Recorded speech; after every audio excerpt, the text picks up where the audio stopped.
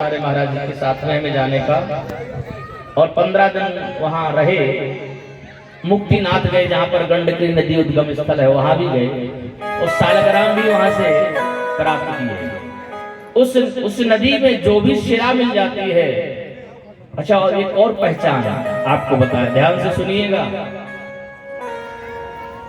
एक बार एक असुर आया और भगवान से कहने लगा, प्रभु प्रभु भूख लग रही है, भूख लग रही है। तो भगवान ने कहा, आहार कर लो, भोजन कर लो, प्रसाद पा लो। बोले नहीं नहीं, बड़े जोर की भूख लग रही है। तो बड़े जोर की भूख लग रही है तो भोजन कर लो। का भोजन नहीं, हम आपको खाना चाहते हैं।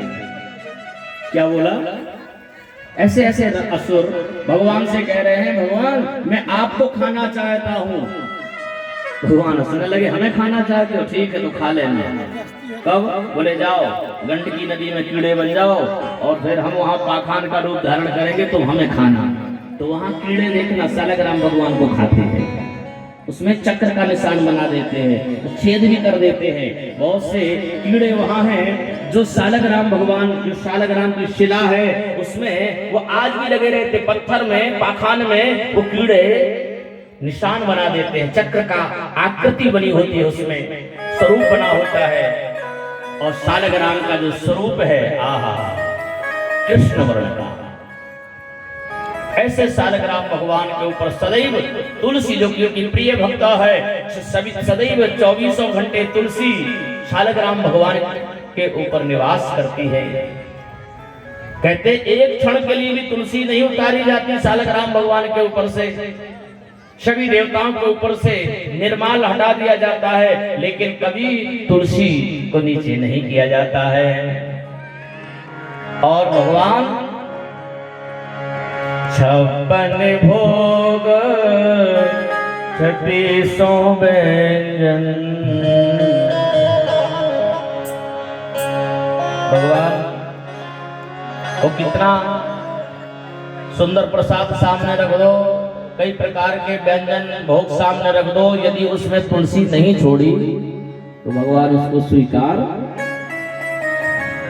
56 भोग 36 व्यंजन, बिन तुलसी हरि एक न मानी। बिन तुलसी हरि एक न मानी, बिन तुलसी हरि एक न मानी, बिन तुलसी हरि एक न मानी।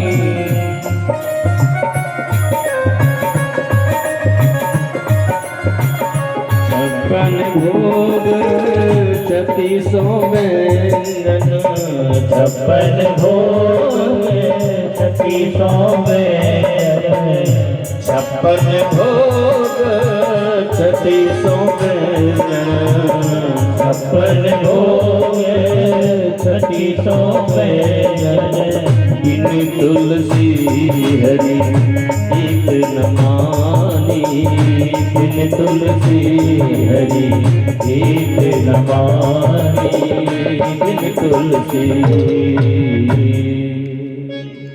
यदि तुलसी दलना छोड़ोगे तो प्रसाद स्वीकार नहीं करते प्रभु। इसलिए तुलसी का पूजन, तुलसी की आराधना, तुलसी का दर्शन, तुलसी दल का सेवन करना ये परम लाभकारी है। जिस सदगृहस्थ के आंगन में, जिस सदगृहस्थ के द्वार पर तुलसी का पौधा है, उस सदगृहस्थ के भीतर यम के दूत प्रवेश नहीं कर सकते।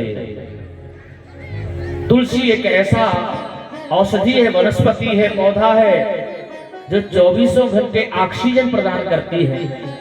एक पीपल का वृक्ष और तुलसी जी 24 घंटे ऑक्सीजन प्रदान करती है। नकारात्मक ऊर्जा, जो अदृश्य जो शक्तियां होती हैं, जो हमारे घर में प्रवेश करती है, उनको रोकती है तुलसी मैया। इसलिए तुलसी का पौधारोपण करना होता है। तुलसी जी को स्वच्छ और पवित्र शरीर से स्पर्श करना होता है। यदि शरीर अशुद्ध है, अपवित्र है, तो ऐसे में तुलसी जी को स्पर्श नहीं करना होता है।